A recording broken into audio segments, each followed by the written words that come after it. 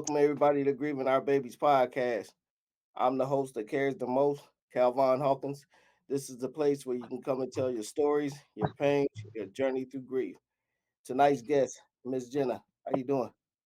Good. How are you? I'm fine. I'm fine. I want to, Appreciate you having me. no problem. I tell your daughter I appreciate her connecting us because I didn't know what was going on, and she had hit me on my Facebook. And then that's how we was able to get in contact with each other. So I thank her Yep. for putting us together. Definitely. Okay. So how you guys doing over there and what's going on? We're doing all right. Doing the best we can. Just like anybody, just like you guys. Anybody who's lost a child.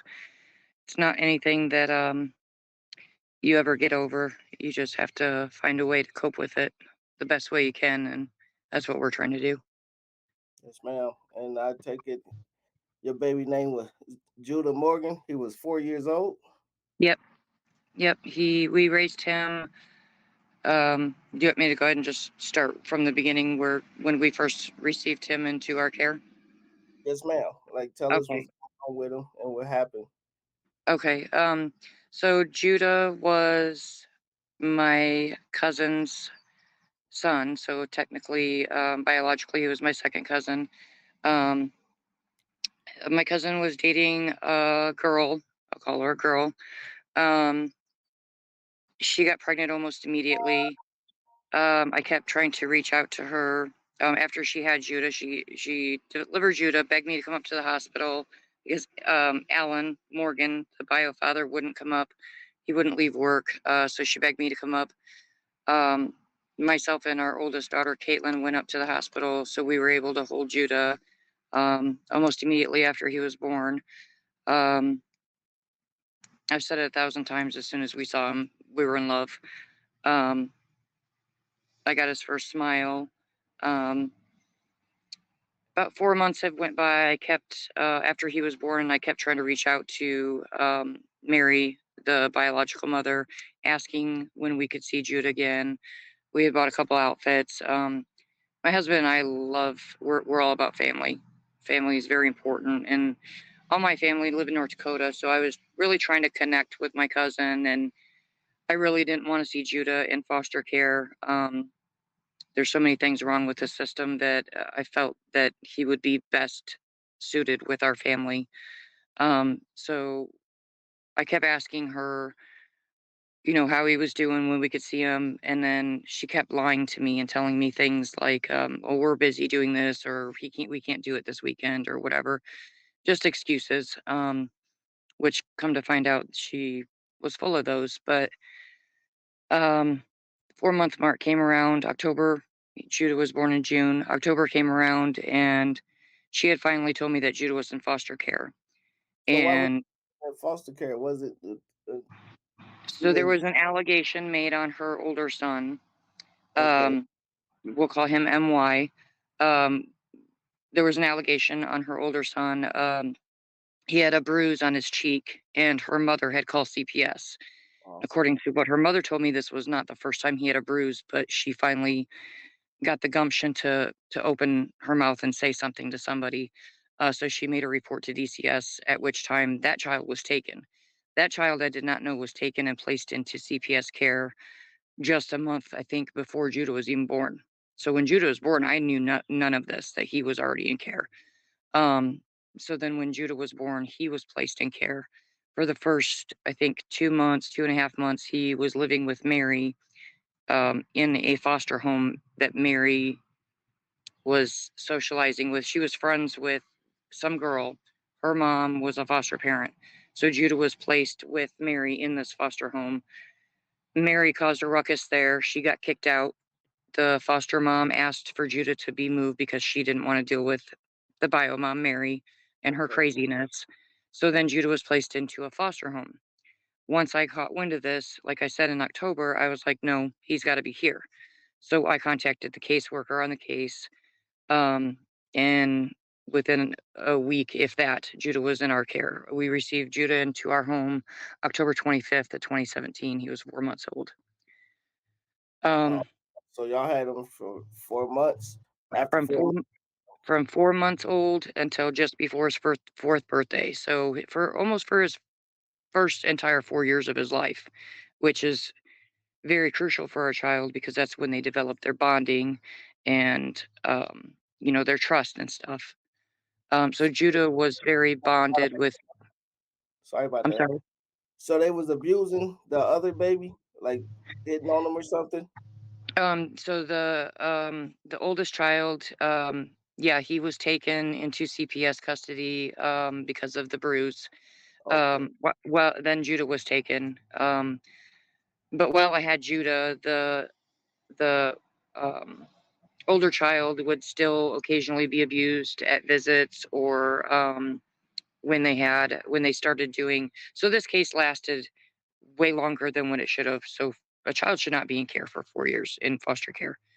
Um, but once he, was in our care, like the whole case went up and down. So they started with supervised visits, then it went to therapeutic supervised visits, then it went to home trial visits, and then it went to, or not home trial, I'm sorry, home visits in the home where they would go in the home and not be supervised for a few hours a day or whatever.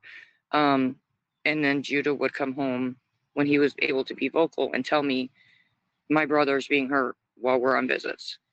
These Everything that Judah would come home and tell us once he was vocal, I relate to DCS. DCS in one out ear, one in one ear, out the other. Sorry, I'm stepping on my tongue. So Um, they sorry about that. They didn't have supervised visits. So how was the other son able to get hit or hurt and bruised while doing visits? so originally they started out as supervised, but once they started to be unsupervised, then he Okay. started getting hurt. Especially when they did home. Like I'm sorry, can you say that again? so the cycle kept going once they were able to be unsupervised. They started Yep. beating on the child again. Yep. Yep. And even if I would keep one of the other children, because after Judah, they ended up having ultimately five boys altogether.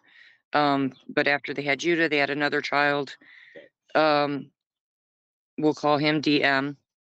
Um, he's, I think, 2 years younger than what Judah was. And then immediately after him, they had another child. Immediately after him, within months, I mean, after she delivered, she'd have another child.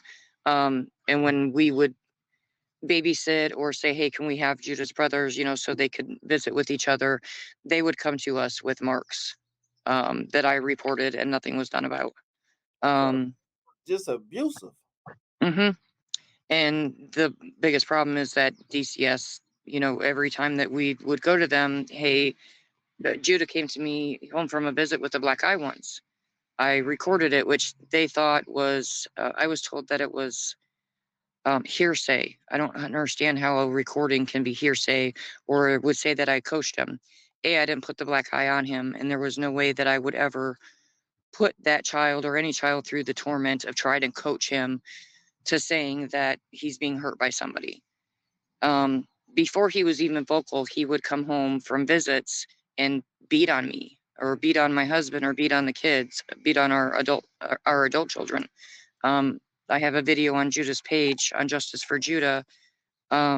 He was just bawling because he didn't know how to express his feelings. He didn't know how to vocalize what was happening to him on visits. So he would come home and he would take it out on us because he didn't understand.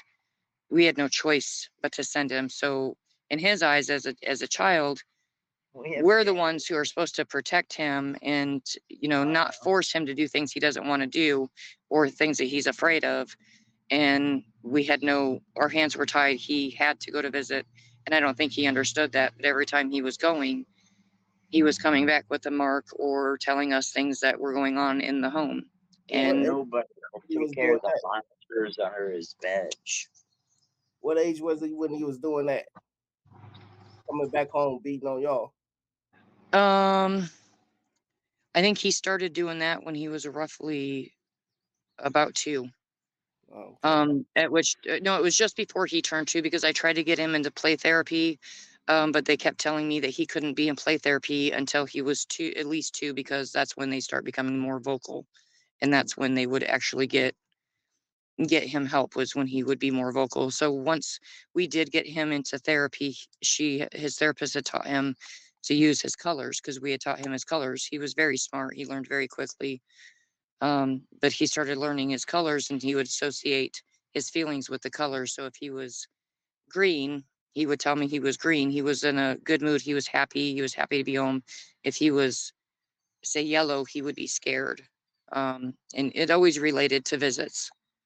Um, So his attitude changed when he came back home from visits. yeah. Then. Yep, yep. And he always came back as a different child. He wouldn't be the same little boy before he would leave. When he would come home, his whole demeanor would change. He would be more quiet, more angry. He started when overnight visits started. He would always run to our bedroom because he would wake up from a night terror or whatever was going on in the home was bothering him that much that he couldn't sleep and he'd come running to our room. Um, or I would have to lay in bed with him or lay outside his bed and hold his hand until he'd fall asleep because he would not ever be alone. When he would go to visits or when he'd come home from visits, he would always tell us to take our shoes off because he knew if our shoes are off, we're not taking him to visit. He wasn't going anywhere. That's when he felt safest. Our shoes were off. So which Um, parent into the mother or the father? both of them. Both of them. Um, both of them were hurting him. I had a video that the bio mom's mother had sent me. Judah's biological grandmother had sent me um, because when child number three was born, she was staying there and she would scream at child number three, DM, and call him filthy names. I've never heard somebody scream, especially at a child, the way she would. Um, Screaming about not getting any sleep, calling him a little bitch, a cunt, everything that you could think of when you're angry that you would maybe call an adult. She was calling this newborn child. Um, Oh, they ain't need no kids. no, not at all. Their relationship in itself was just a toxic hot mess. They were very abusive towards each other. In the end, she blamed everything on him, on the physical abuse, and that's why she was afraid and didn't speak up to protect her children, because she was so afraid of him. But I had been over there on a couple occasions where he would be calm and she would get in his face. And usually, if you're in a woman who's being abused, you're fearful, you're not going to step in your boyfriend's or husband's face and, poke the bear, so to speak. If you're afraid of them, you're not going to. And I've seen her get in his face. So I knew that was all BS. But October 2021, or no, April 2021, DCS decided to place Judah with his biological parents with what they call a home trial visit. Hold on, I was, I don't mean to interrupt you. Y'all had him nope, for 4 months, and no, then we they had him for almost 4 years. 4 years, but they Yep. y'all had him since he was 4 months. Excuse me, right? Had him since he was 4 months old. He was involved with DCS right off the bat, but she only had him in her possession because she was staying at a foster friend's house. So DCS allowed it because the mother was a foster parent. So she only had him for 2 months, maybe. Then he went into a regular foster home, and then we got him. So at 4 months old, we got him, and we raised him till he was almost four And years then old. decided to put him back with his parents, and then they know that they doing all this beating. Yep. They said that they were doing so much better, even though that they weren't passing drug screens or not complying with drug screens whatsoever. There were domestic disputes constantly between them too. The police were constantly being called.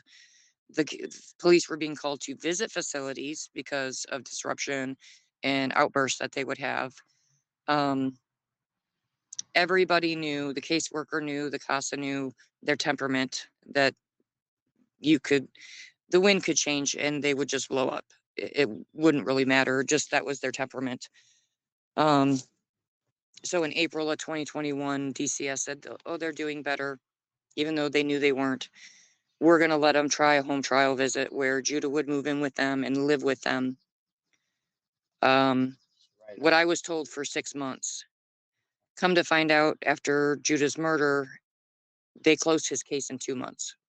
Hold No up. therapy, no nothing. So what they do to Judah? He was 4 years old, right? Yep. So, um, I'll start with when we got the news. It was October 11th, 2021. We woke up to a call. My sister had called me, and at first I couldn't understand her. She was sobbing, and she said, "Gina, Judah's dead." And I said, "What?" And she said, "Judah's dead." And I lost it. I threw my phone across the room and just lost it. My mom called, and Phil and I had just woke up. It was like 5 or 6 o'clock in the morning. Phil sat up because my weeping, and Phil's my husband, Judah's daddy. He stood up and was freaking out. And he's like, "What's going on?" And my mom called. I said, "Answer that. I can't talk." And then my mom told him that Judah was gone. Um, After the investigation, um, we found out that Judah almost entirely spent 6 months in the basement, dark, with no electricity, a dark, cold basement. Um, he was duct taped. He was bound with his. I'm sorry. 4 years old. They did that to that baby. Yep. They would duct tape his arms behind his back to a pole, duct tape his legs, um, duct tape his mouth shut. There was video evidence where Alan, the bio dad, was caught 2 days before Judah's death, picking him up by the throat, punching him 13 times, slamming him to the floor, kicking him, picking him up. That was October 8th. October 9th, picking him up again and punching him 13 more times, throwing him to the floor.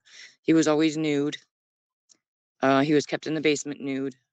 They starved him. They put a lock on the fridge because he was stealing food. Um, He was starving. That's not yeah, still. That's a baby. yeah. Um, the gentleman, the coroner who did his autopsy, said in his, I think he said 25 years, 20 something years that he's been doing it, he had done over so many thousand cases, and Judah's was the worst of physical abuse that he had seen. He was black and blue from toe to head. So they never let y'all Um, 6 months see them babies. And DCF no, went back over there to check on them. so the caseworker was supposed to check on him, I thought monthly, but come to find out, she was supposed to check on him weekly. We are uncertain at this point if that was ever done at all. Um, They failed them and she kids. lived 4 houses down, less than a quarter mile away. Yep, yep. Um, so, um, aside from her not checking on him, Alan was arrested in September.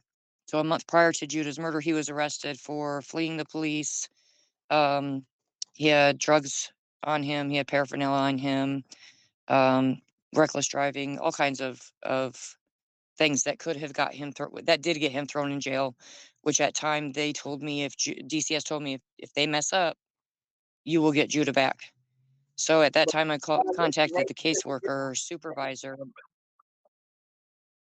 Yep, right or wrong, ain't that that should violation? have closed the case. Yep, but the case was already closed, and I didn't know that. So when I contacted the caseworker supervisor, I said, "This is cause enough for us to get Judah back. He's going to go to jail. These are serious felony charges." And she texted me back and said, "You are no longer part of the case." But instead of saying you are no longer part of the case, what she should have said is, "We closed the case months ago." So they closed the case after 2 months. How can a child be okay after growing up in one home and knowing one family as your family, and then being ripped from that bond and thrown in with monsters and expect no therapy and expect that child to be okay, and then close the case in 2 months. And he was gone within 6 months. Yep. And he had a broken clavicle as well that happened within the first 3 months that he lived there. So from the autopsy report, they said that he had a broken clavicle that was in its healing stages, and it happened within the first 3 months that he lived there. So had the caseworker checked on him, she might have known that he was four. If he had a broken bone, they would know about it if she would have checked on him. But they kept him in the basement. Mary went in, I want to say, the ninth to the hospital to deliver the fifth child that was prearranged for adoption. So she was not in the home at the time of the murder. Um, the video, because they had home surveillance, stupid, but I'm glad that they did. They had home surveillance of Alan taking Judah to the basement. I think it was just before midnight. Judah was alive at that time, and the next was a little bit after midnight. He carried Judah's body upstairs, brought him in the bathroom. Evidence showed that he tried to Google how to perform CPR on a toddler. He tried CPR for over an hour. Then he made a call to Mary at the hospital saying that Judah's temperature was low. He couldn't get it back up, and she wasn't going to call 911. The mother who actually adopted the new child is the one who called 911. Mary called a half hour after she did. Had she called right then, Judah might be here. But he ended up dying from blunt force trauma. Um, 4 years the old. autopsy report's pretty bad. I can't She wasn't watching. She was imagine. watching this, or she was in on it too. So her charges were So neglect of a dependent they locked up that led to murder. Yep. Yeah. So she got 42 years. He got 70, 70 something years. Um, Sorry, my brain gets in a fog, so I forget sometimes. But um, she got neglect of a dependent. She also was caught on video abusing child number 3. She smacked him, threw him on the floor, kicked him 5 times, I think it was, and then hit him again. And then he got up and ran to his bedroom. So she was caught on camera abusing one of the children too. And then the oldest child, Judah's oldest brother, stated to the police that he would hear them both in the basement with hitting noises, and her DNA was found on the duct tape. So she was duct taping him. She was complicit. She was fully complicit. And the video also shows her either in the next room or standing right next to Alan as he's beating on Judah. What they did catch from the video surveillance upstairs, there was no video in the basement. And sickening. um, yeah,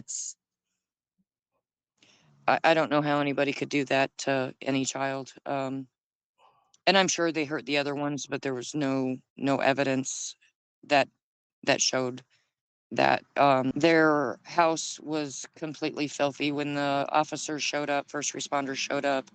Um, the probable cause affidavit read that their house was pungent, had a horrible smell of urine. There was garbage and feces everywhere, animal feces.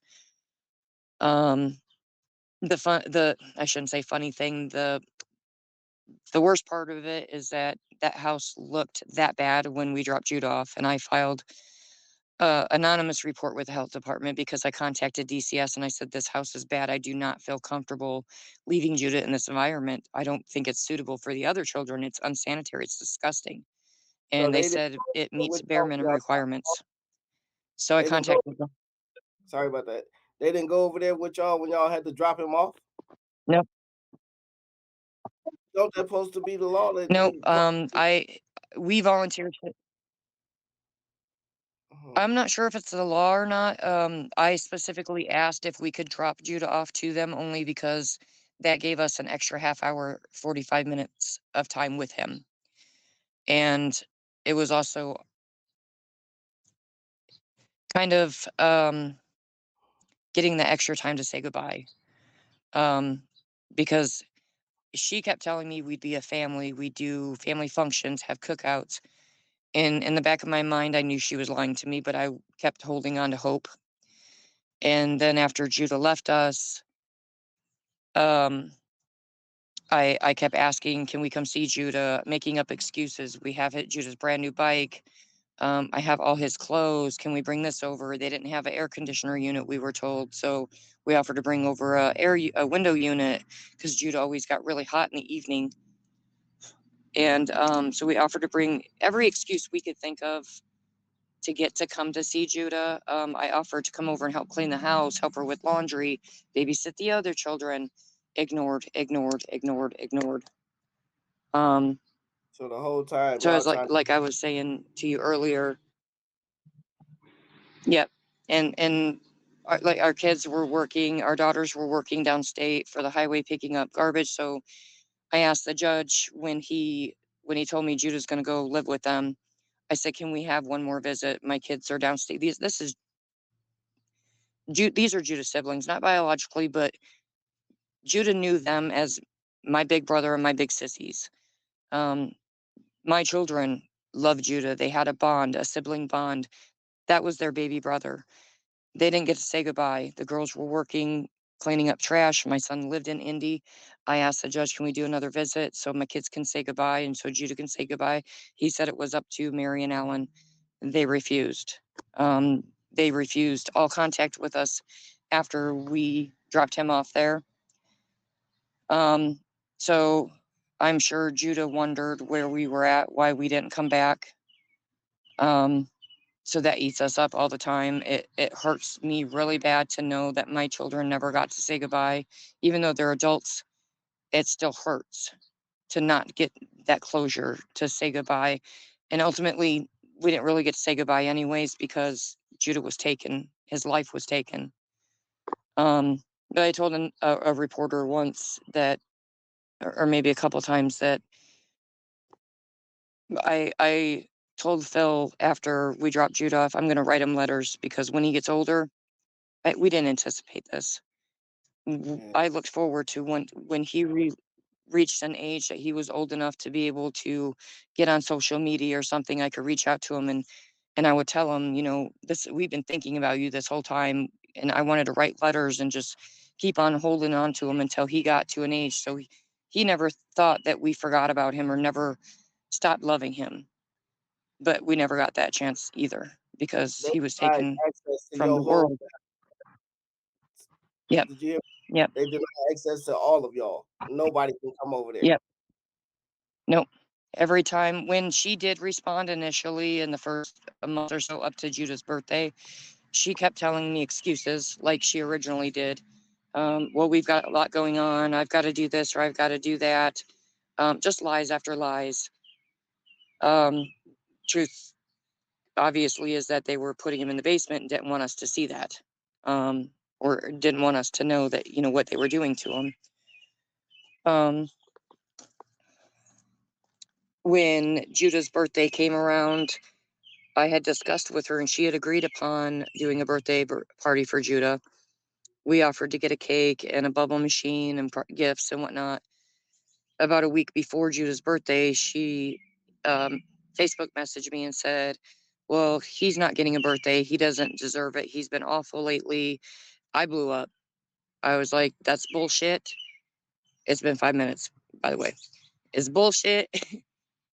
He deserves a birthday. What child does not deserve a birthday? Um, why can't we bring over a cake? Why can't we bring over gifts? I blew up. That was not right. I was mad. And I was looking forward to seeing him. We were looking forward to being able to see him. So I went off on her, and then she came back and went off on me and her horrible self. After that is when she ceased contact with me. I ended up sending her another message apologizing, even though I didn't mean it. I was just trying to get maybe some sort of leverage, get my foot in the door a little bit. So I bent over backwards and sucked it up, put my big girl panties on, and I told her I was sorry. I didn't mean it. I was just frustrated and we missed Judah. and having that bond with him, and him not being here anymore was eating all of us and, me and my family up, and it just wasn't fair for Judah either. And she never responded to that. Every contact that I tried to reach out, offer help, like I said, everything after that was ignored up until October 11th at 3 something in the morning. She Facebook messaged me and said, Gina, we have a problem. Dot, dot, dot, dot, dot. I'm so sorry. I didn't say anything. And that's what I woke up to after my sister's call. And then Mary called me just before she was arrested and kept telling me she was so sorry she didn't say anything. And I said, Mary, why didn't you tell me, what's going on? And she said, because I thought you hated me. I said, regardless of my feelings towards you, you know how I feel about Judah. And when it comes to the kids, it doesn't matter my feelings. We would have been there immediately to pick you all up. It wouldn't have mattered. And then she started giving me some BS excuses still. And then I had her on speaker, and Phil just went off because we just found out we were devastated. Phil went off, and she ended up hanging up on me, and she was arrested after that. She should have been arrested. This is stupid. This don't make no Yep. sense. Like they 4 years old and they talking about he's stealing food. No, he's hungry. That Yeah. this, He stole the Go-Gurt. He stole the Go-Gurt, so they locked up the fridge. And the bad thing is, if they didn't have money for food, my husband and I bought them food when we had Judah because I didn't want the other kids to go hungry. So we would buy groceries and bring it to them, or I would take Mary to the store and buy groceries for the home. And I told DCS all this. Like, I don't mind helping out, but you still need to know that if they're not able to be capable parents when they don't have the kids in their care, how are they going to be capable parents with the children in their home? The proof's in the pudding. If I'm buying them groceries, how are they going to raise 3 kids, 4 kids? So that should have been a red flag on its own. so these people never even went inside that house. The people that was supposed to be protecting the kids. Um,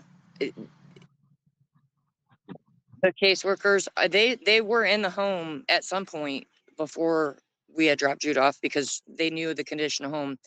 Um, because I had told them, and they said, "Well, it's fine. It meets bare minimum requirements, as long as it has running water. The toilets flush. There's sanitary. The toilets flush. There's food in the cabinets and food in the fridge, and you got electricity. They don't care about nothing else. They As ain't long care as you have like a a roof, or nothing. they don't care about nothing. It's bare minimum requirements." And the condition, like I said, of the home when the police got there, they were appalled by the condition of the home. So if they're appalled by the condition of the home, you would think DCS would have been when they dropped Jude off because it looked exactly the same. Exactly the same. The health department actually went out there and took a picture when I made the call, and it shows all the garbage exactly when Judah's body was found. It looked exactly the same. So they were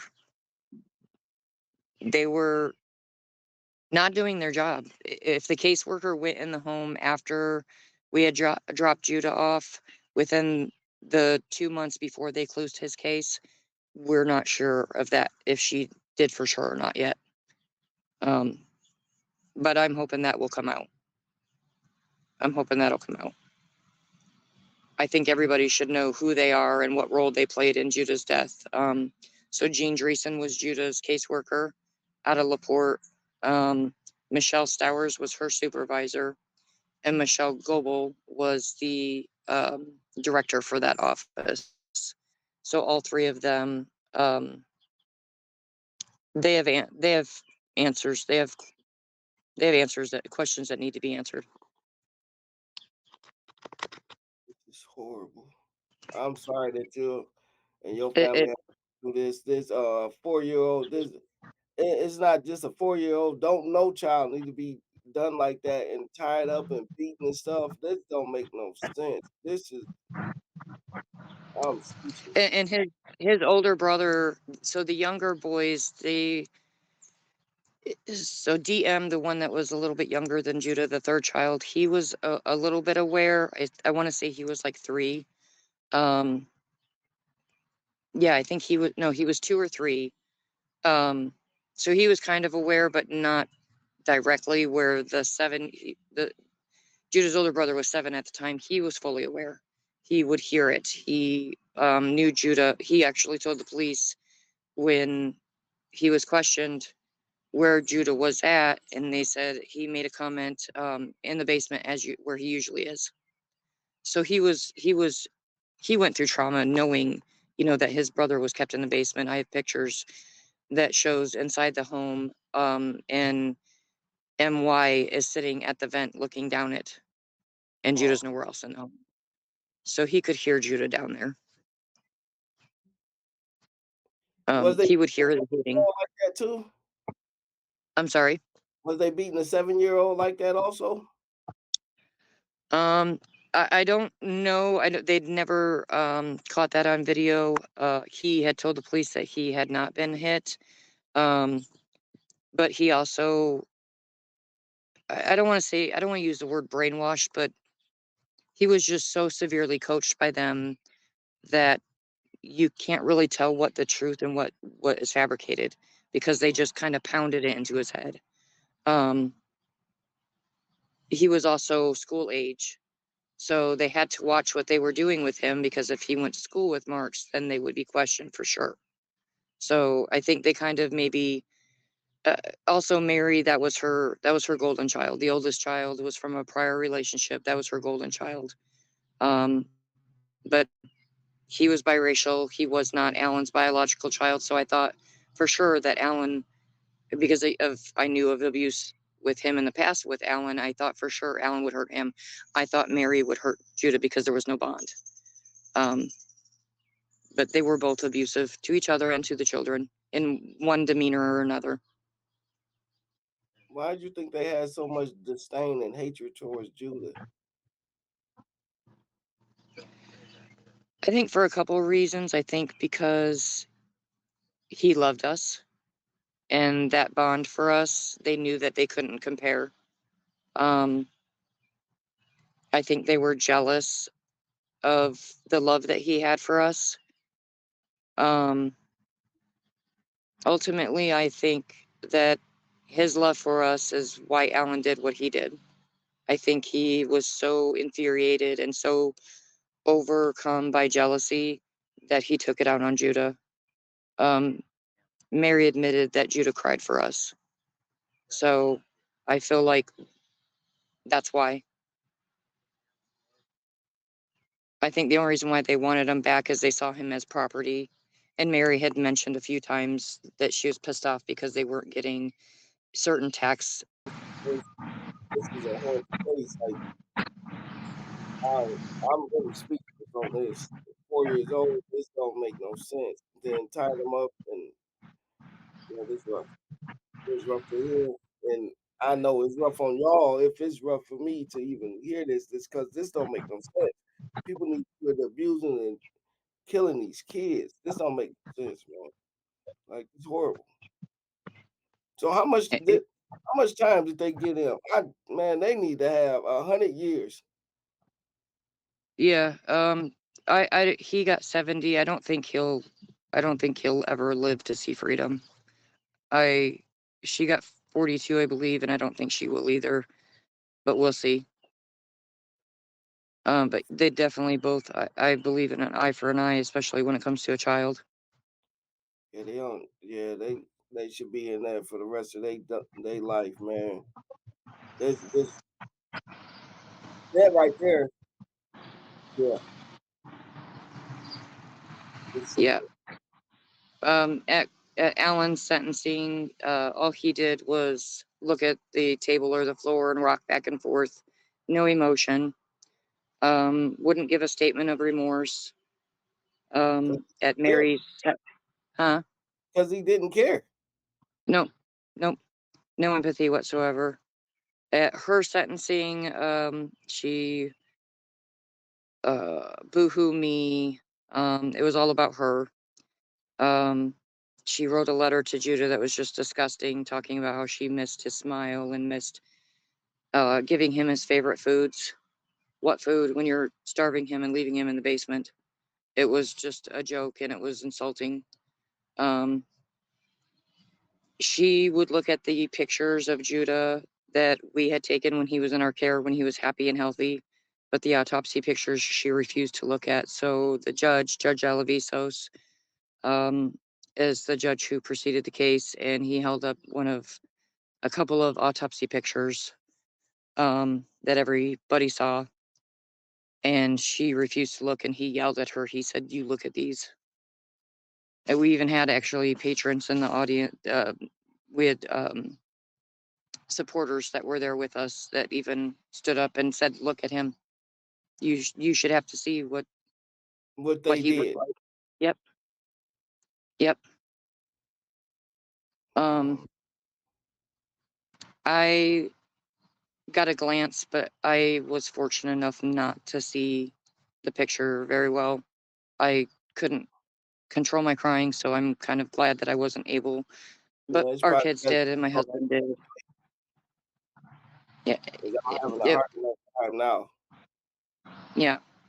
When we had Judah's funeral, we ended up having him cremated, but when we had the services, they did open casket. I was told that originally it was going to be closed casket Mm, because the condition of his body was so bad. Um, so when we got up there, we brought Judah's bike and a bunch of his toys and stuffed animals that we put around his casket. We also brought his bucket hat. He had a camouflage yellow and blue Batman bucket hat that he wore when he was maybe a year old. Didn't fit his head again after that. When we got to the funeral home, the funeral director had put it on his head. It fit. That's how small his head was. He hadn't been able to wear it since he was a year old, but I'm thinking they put it on his head to cover if his head. I'm sure his head was cut open during the autopsy or the bruising or what it might be that I think they were trying to cover it. It didn't look like our baby. It didn't look like our baby. It looked like a mannequin kind of. My sisters came from North Dakota. Two of my sisters came from North Dakota for the funeral services. When we walked in and we saw the casket open, I didn't want my husband to go up there. I wasn't going to go up there. I just couldn't. I couldn't see him that way. My husband ended up going up there, and thank God my sisters were there because as soon as he got up to the casket, he fell to his knees. I walked up there afterwards because I didn't want him to see that and deal with that on his own. So I did walk up there. I was going to hold Judah's hand, and when I touched his hand, it was so stiff and cold, I withdrew immediately. I should have known I should have expected that, but I wasn't expecting it, if that makes sense. yeah, that's So because when I, yeah, and so I just like withdrew my hand, and then I just started weeping. My husband says he can't stand the smell or the taste of like cover up because he kissed Judah in the casket and he had the taste on his lips. So now like I don't really wear makeup much because he can't, just the smell and the taste of it oh, man. um from when he kissed Judah. But through all of this, we are starting a nonprofit named Judah's Blessings.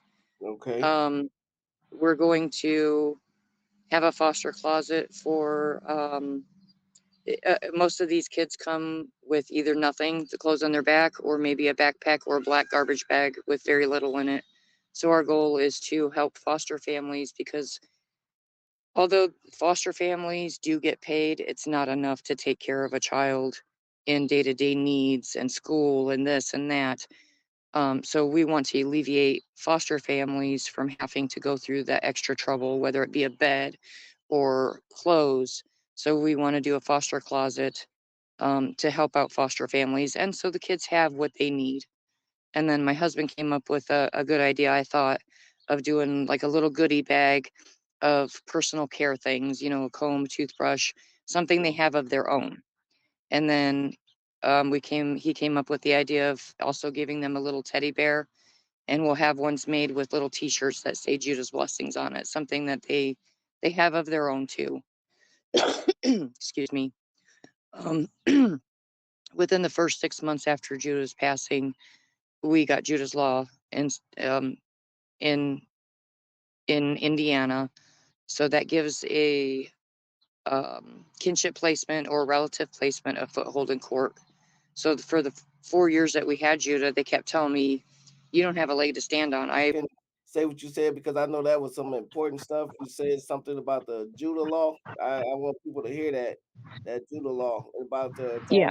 attorney starting like a robot. Okay. So 6 months after Judah's death, we were working with senators down at the state house to get a couple bills passed. So State Rep Lauer put in a bill. So DCS has to put forth more information in their end of year fatality list because it was very vague. And you can't learn from, you know, the report that comes out if it's not in more detail. So we can't correct mistakes if all the details aren't there. So we have that put in place, and then Judah's Law gives kinship placement or relative placement a foothold in court, um, because as a kinship or relative placement prior to Judah's Law, we kept being told we don't have a leg to stand on. We were just we were just a cousin. We didn't have any foothold in court. So Judah's Law gives kinship and relative placement a standing in court, so we can speak up for the child and what's in the best interest now. That's awesome. And hopefully, sooner or later, we'll have the second part of Judah's Law, which will give legal assistance to everybody. Can't afford to hire an attorney; they're expensive.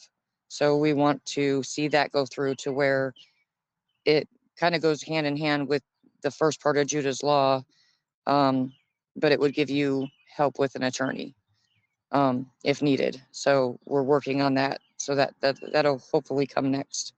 But That's we're going to only continue to passed in push the for state. bills That's only passed in the state of in Indiana. Indiana, and yep, we are definitely pushing for federal laws, but we've got to work our way up to that. Okay. Trying to do baby steps now, Yeah, clean up our own backyard, so to speak, and then work on the rest. that's awesome. So Judah will be remembered. I'm sorry that happened. A baby 4 years old. That's I'm speechless. I'm sorry that happened. Y'all, do y'all get like any type of counseling or anything? You or the kids or Due to his death, but the therapist I was seeing moved, so I never did go back to therapy. I think therapy for me is doing the things that we're doing and trying to make change to better protect the kids. Um, and we're all grieving in different ways. So, yeah. Everybody grief is different and everybody coping abilities is different. No one's is the same. So yeah, yeah. So just yeah. trying to I'm work through it together. yeah, I'm sorry that happened to that baby. I'm sorry that it happened to y'all. This don't this don't Thank make you. no sense. It was preventable for sure. It was 110% preventable. Yeah, you right on that. You absolutely right on that. They just needed to do their job. I hope they never see the light of day at all. No, I've heard a couple stories that might be happening to them in prison, but I not for sure if it's going on. But they're not living their best life, and I'm okay with that. Okay.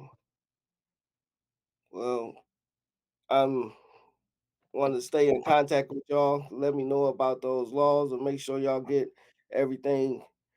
Keep pushing to get this law passed federal. Yep, It really needs to be done and everything else. I want to make sure that y'all get that 501c3 because that's really needed. yep, yep. I have an attorney working on that now, Yeah, so we're good. getting that going. And then we have a bike ride benefit in September, I think on the 7th in LaPorte. And then I'm myself and a friend is working on a book because I think everybody should know what went wrong in Judah's case and where can we where like the Gabriel Fernandez thing I watched on Netflix. It's hard to watch, but it teaches you, and without the tools to teach you of what's going on and what's going wrong in places, you can't correct them. So I want to know and learn as much as I can. And as devastating and gut wrenching as it is to hear, there's still kids dying, and I'm still hearing about it every day. And it's, like a gut punch. It's hard, but it's also kind of uplifting because I feel like we're helping people in Judah's name. Judah has a legacy, and that's what's most important is Judah's not gone until the last time we say his name. My son told me that, and I've heard it before, but my son told me that, and he told me to never forget it. The last time we say their names is when they actually are gone. Our babies aren't gone. They're here. Yeah. He's not gonna be forgotten now, like, because I'm gonna make sure this podcast and this goes everywhere. So I know how to tag a lot of people in there, so Judah can be remembered. That's why I Appreciate created it. a platform for parents like us because people don't understand, man, unless it happens to them, and it's not a way to live. That's why I Mhm. want a platform to come true and be helping one another.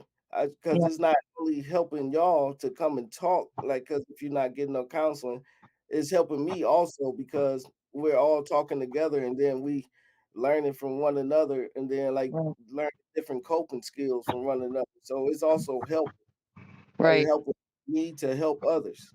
right. And we can empathize with each other because we know that pain. Yes, Until yes, you know that pain, you can lose a parent, you can lose a cousin, but when you lose your child, and Judah was not my birth child, but that was my baby. When you lose your child, that is the most unbearable pain that I have ever experienced in my life, ever. me too. Yeah, me too. Because Yep. you never know. You just like this the time of the month right here is rough for us because man, this is the month where everything happened Right. for me and my family. Like this month's a busy month for us. July 10th is me and my wife's anniversary.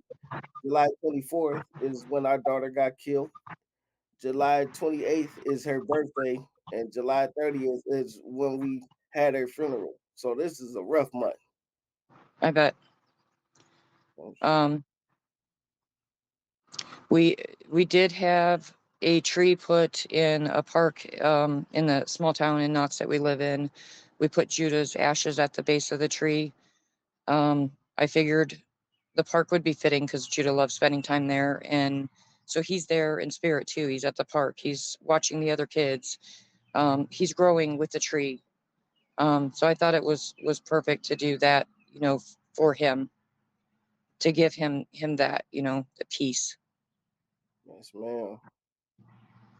Is there anything else you want the world to know?